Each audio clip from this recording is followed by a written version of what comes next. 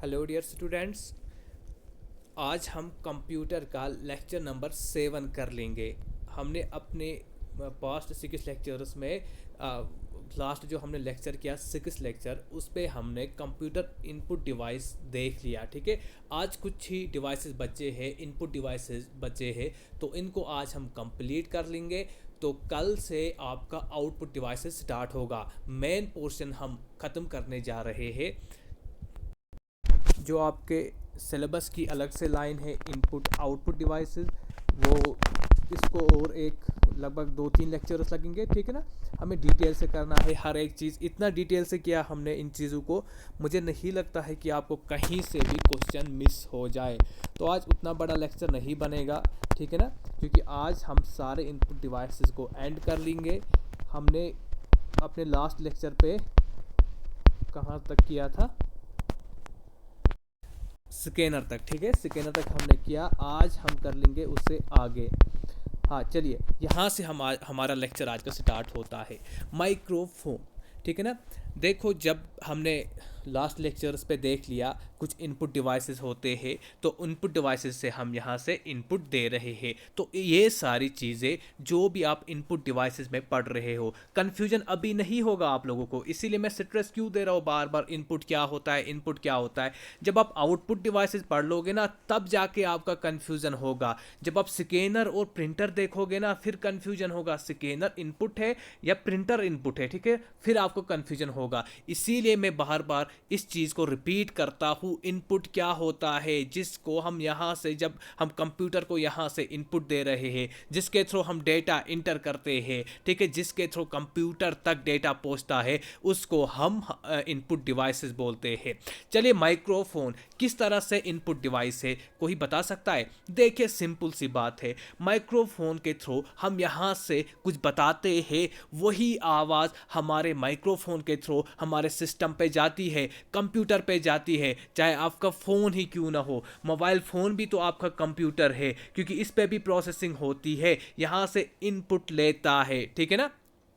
या जब भी हम हेडफोन लगाते हैं, जब उसके साथ माइक अटैच होती है, तो हम यहाँ से कुछ बोलते हैं, आप यहाँ से आवाज़ बताते हो अपनी, यानी कि साउंड एनर्जी आप छोड़ते हो। माइक्रोफोन क्या करता है, इस साउंड एनर्जी को कन्वर्ट करता है इलेक्ट्रिकल एनर्जी में। जब इलेक्ट्रिकल एनर्जी में कन्वर्ट हुआ, तब जाके दूसरे इंसान तक आपकी साउंड पहुँच सकती है। ठीक है, तो इस तरह से माइक्रोफोन काम करता है।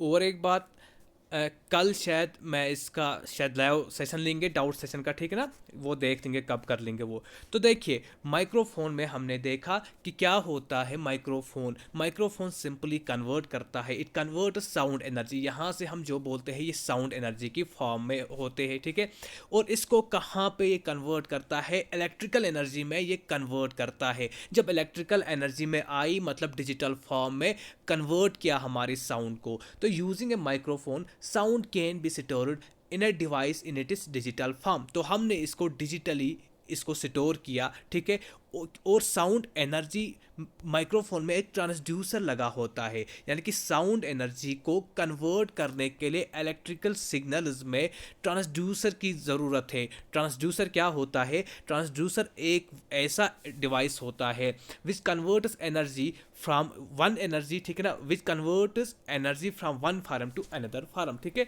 जो एनर्जी को कन्वर्ट करता है from one form to another form. जब ये इलेक्ट्रिकल सिग्नल्स में कन्वर्ट हुई हमारी साउंड एनर्जी, जिस तरह से मैं इस वक्त बोलता हूँ, ठीक है ना, तो ये कन्वर्ट होगी इलेक्ट्रिकल सिग्नल्स में। इसको हम डिजिटाइज्ड साउंड भी बोलते हैं या डिजिटल साउंड बोलते हैं। ठीक है, तो सिंपल सी बात ये है कि माइक्रोफोन क्या करता है, हमारी साउंड एनर्जी को कन्वर्ट करता है इलेक्ट्रिकल एनर्जी। तो ये बात आपको समझ आई थ्रू ट्रांसड्यूसर, किस तरह से ये इनपुट है, क्योंकि ये हमारी साउंड एनर्जी को ले रहा है। ठीक है, ले रहा है मतलब इनपुट डिवाइस आ गया। और इसको किसने इन्वेंट किया? इमाइल बर्लाइनर ने। ठीक है, microphone invented by Emile Berliner. Okay, उसके बाद अगर हम नेक्स्ट डिवाइस की बात कर लेंगे, बार कोड रीडर या bar code scanner. Bar code reader या बार कोड स्कैनर, स्कैनर के नाम से ही हमें पता चलता है। क्या पता चलता है? कि यह स्कैन करता होगा। कल हमने स्कैनर को इतने अच्छे से पढ़ा है, डिटेल से पढ़ा है। ठीक है ना, अब यहाँ पे आप लोगों को कोई कंफ्यूजन नहीं होना चाहिए। बार कोड रीडर या बार कोड स्कैनर क्या होता है? सिंपली जब बार कोड स्कैनर आया, इसका मतलब ये स्कैन करता होगा बार कोड। उसको क्या होता है बार कोड? आप जब आप जो भी मतलब चीज़ मार्केट से लाओगे, ठीक है, फॉर एग्जांपल आप बिस्किट लाओगे, वहाँ पे आप देख लोगे वर्टिकल लाइन्स होती है ब्लैक एंड वाइट, ठीक है, इस तरह से लाइन्स होती है ब्लैक एंड वाइट। यहाँ मुझे बनाना नहीं आया, मैंने बनाने की कोशिश की थी लेकिन बनाना नहीं आया, ठीक है। तो ये जो लाइन्स होती है, वर्टिकल लाइन्स जो होती है, ये क्या करती है, इनमें एक कोड होता है, कोड डेटा होता है जो हम इस तरह से नहीं बता सकते हैं, ठीक है, कोडेड फॉर्म में होता है। जब भी हम उनको स्कैन करते हैं, किसके थ्रू स्कैन करते हैं? बार कोड रीडर के थ्रू स्कैन करते हैं या बार कोड स्कैनर के थ्रू स्कैन करते हैं। जब हम स्कैन करते हैं तो ये कोड डेटा की इंफॉर्मेशन हमारे सामने आती है, ठीक है। तब हमें पता चलता है कि इस पर्टिकुलर गुड का, इस पर्टिकुलर गुड्स का या इस पर्टिकुलर चीज़ का क्या मतलब मैन्युफैक्चरिंग डेट क्या है, इसकी प्राइस क्या है। अक्सर आप देखोगे बड़े बड़े मार्केट्स पे आप जब जाओगे तो बार कोड रीडर का ही इस्तेमाल होता है, ठीक है। वहाँ से ही वो स्कैन करते हैं उस कोड को, फिर आपको जाके प्राइस बताते हैं उस पर्टिकुलर चीज़ का, ठीक है ना। तो बार कोड रीडर की अगर हम बात कर लेंगे, ये यूनिवर्सल प्रोडक्ट कोड होता है। देखो किस तरह से होता है, वेट यहाँ पे देखिए, हाँ चलिए, इससे हमें प्रोडक्ट की प्राइस पता चलती है, मैन्युफैक्चरिंग डेट पता चलती है, डेट ऑफ एक्सपायरी भी पता चलती है। जैसे मैन्युफैक्चरिंग डेट, इसी तरह हमें ये भी पता चलता है कि ये प्रोडक्ट कहाँ बना। अगर इंडिया में बना तो इंडिया का कोड है 890, ठीक है। मेड इन इंडिया में जो भी चीज़ बनेगी, इंडिया में जो भी चीज़ बनेगी, वो बार कोड, उसका कोड क्या है? 890, ठीक है। जब 890 वहाँ से स्कैन होके आएगा तो हमें पता चलेगी हाँ ये चीज़ जो है वो इंडिया में ही मैन्युफैक्चर हुई है, ठीक है। तो bar code data, bar code data is generally used in labelling goods, ठीक है। जनरली गुड्स में ही हम इसको काम में लाते हैं। अब दो चीज़ें हैं, एक हुआ बार कोड और दूसरा हुआ bar code reader. Bar code ये हमारा बार कोड है और जो इसको स्कैन करेगा जो डिवाइस, उसको हम बार कोड रीडर बोलेंगे या बार कोड स्कैनर बोलेंगे। इस बार कोड को किसने इन्वेंट किया? जोसेफ वुडलैंड ने इस बार कोड को इन्वेंट किया। और जो इसको रीड करेगा, बार कोड रीडर डिवाइस को किसने इन्वेंट किया? लॉरर ने, ठीक है जी, लॉरर ने इसको इन्वेंट किया। आई बात आपको समझ में? एक होता है बार कोड, इस तरह से वर्टिकल लाइन जब आपको मिलेंगी ब्लैक एंड वाइट फॉर्म में या लाइट एंड डार्क फॉर्म में, इसको बोलते हैं, ठीक है। इसको बोलेंगे हम बार कोड। और जो डिवाइस हमें लगेगा इस बार कोड को स्कैन करने में, उसको बोलेंगे हम बार कोड रीडर या बार कोड स्कैनर। ओके, उसके बाद इम्पॉर्टेंट किस हिसाब से, मतलब कि आपके अक्सर आपने जो भी लास्ट आपने एग्ज़ाम दिया पंचायत अकाउंटेंट असिस्टेंट का, ठीक है, पंचायत अकाउंटेंट असिस्टेंट का जो एग्ज़ाम दिया वो आपका OMR बेस्ड था। वो क्या होता है? आपके आंसर शीट पे भी लिखा होता है OMR, मतलब ऑप्टिकल मॉर्क रीडर या रिकॉग्निशन। क्या होता है ये ऑप्टिकल? मैंने आपको कल भी बताया, स्कैनर में भी बताया, लाइट पेन में भी बताया। ऑप्टिकल का मतलब हुआ जब हम लाइट के through, light as a source of input लेते हैं, ठीक है। यहाँ पे भी आप लाइट का ही इस्तेमाल करते हो। पहले देखेंगे इसको किसने इन्वेंट किया। F. लिंडक्यूस्ट ने इसको इन्वेंट किया, ठीक है ना। किसको? ऑप्टिकल मॉर्क रीडर या ऑप्टिकल मॉर्क रिकॉग्निशन या OMR, ठीक है। जनरली क्या करता है ये, इसका काम होता है रीड मार्क डेटा, ठीक है। मार्क डेटा जो हम मार्क करते हैं, एक हुआ फॉर एग्जांपल ये डेटा वो रीड नहीं कर सकता है। कौन सा? जो मैंने यहाँ पे लिखा है ना, ये रीड नहीं कर सकता है, ये सिर्फ मार्क्स को रीड कर सकता है। मार्क कहीं पे भी है ये रीड कर लेगा, ठीक है। और कहाँ पे ज़्यादातर ये इफेक्टिव होता है? Where one out of few alternative to be selected and marked. जैसे कि आपके एग्जामिनेशन में होता है, वहाँ पे आप देख लोगे इस तरह से मार्क्स होते हैं, ठीक है, 1 2 3 4 या ABC जो भी है, ठीक है।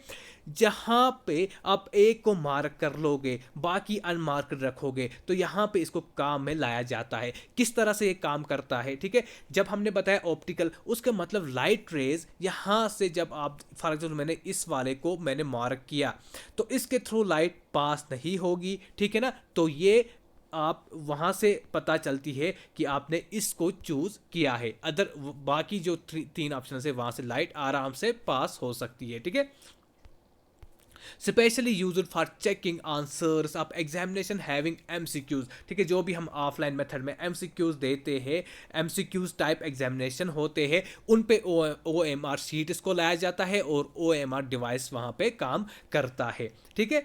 उसके बाद ऐसा ही कुछ और दूसरा डिवाइस है ऑप्टिकल करेक्टर रिकॉग्निशन या ऑप्टिकल करेक्टर रीडर। देखिए दो चीज़ें आपको याद रखनी है। जब ओएमआर की बात हुई तो आपको याद रखना है एम से मार्क, ठीक है। मतलब ये करेक्टर्स को रिकॉग्नाइज नहीं करता है, ये मार्क्स को रिकॉग्नाइज करता है। मार्क को कहीं पे भी कुछ मार्क होगा उसको रिकॉग्नाइज करेगा, उसको स्कैन कर लेगा, ठीक है। तो जब यहां हमने OCR की बात करी, ऑप्टिकल करेक्टर रीडर, तो नाम से ही पता चलता है कि ये रिकॉग्नाइज कर लेगा।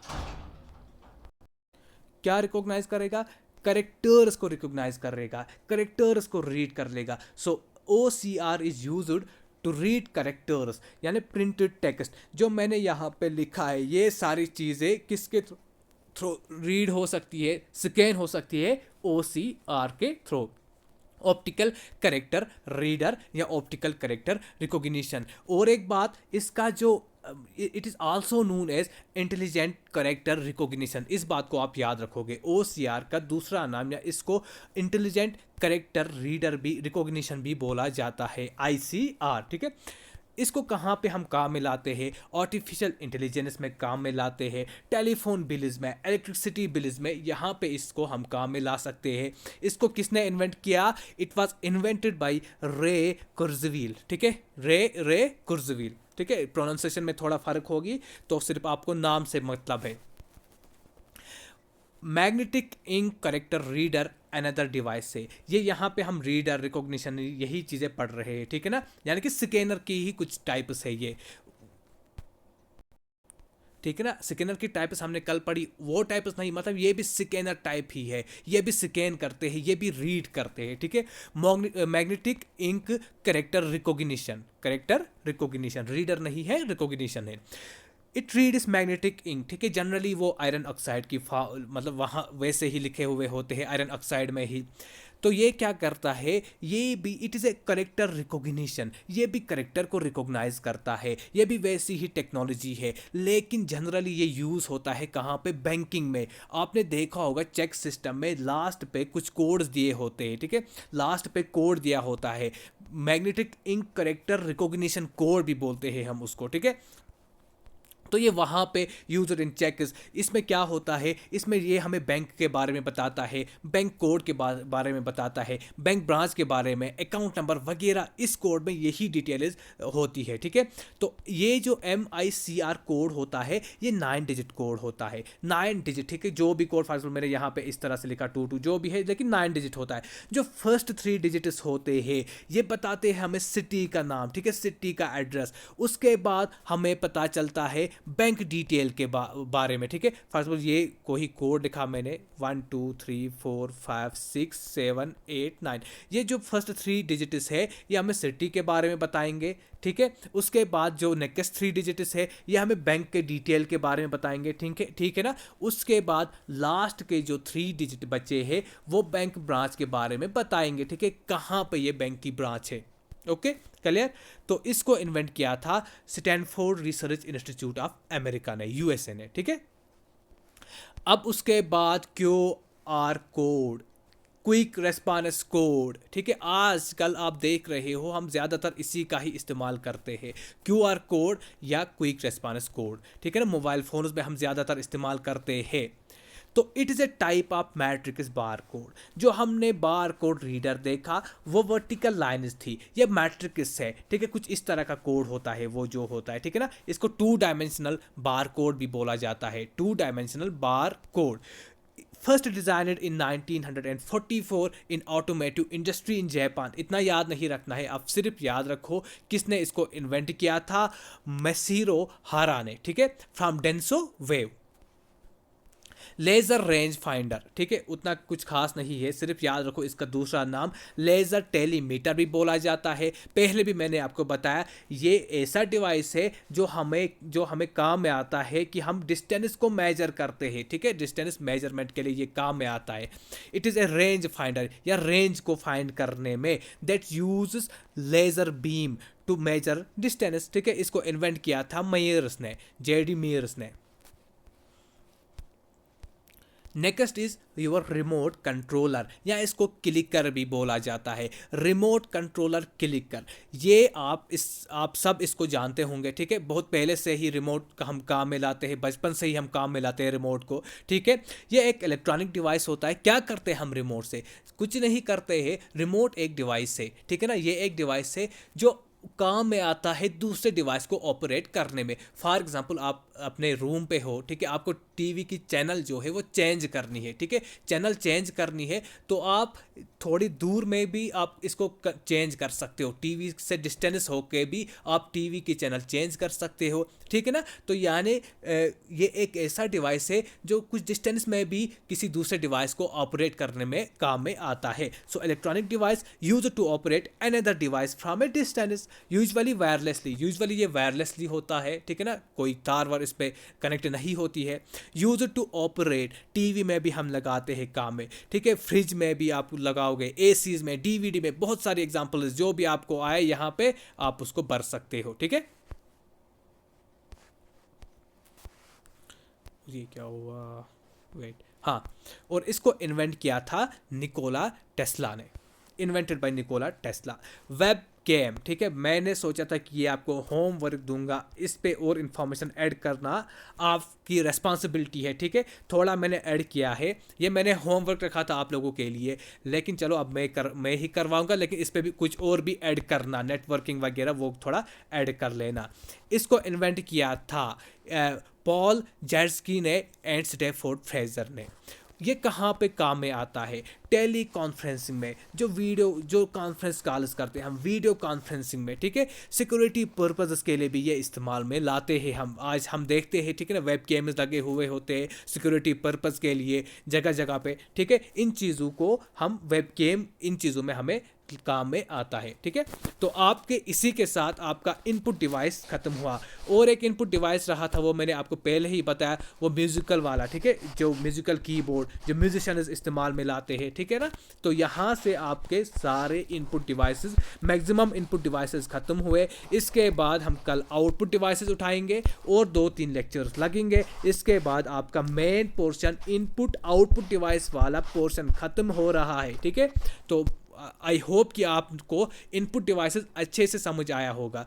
कहीं पे भी कंफ्यूजन है प्लीज़ मुझे मैसेज कर लो, पर्सनली टेक्स्ट कर लो व्हाट्सएप पे, या कॉल करके भी आप मुझसे पूछ सकते हो। Thank you very much, thanks a lot.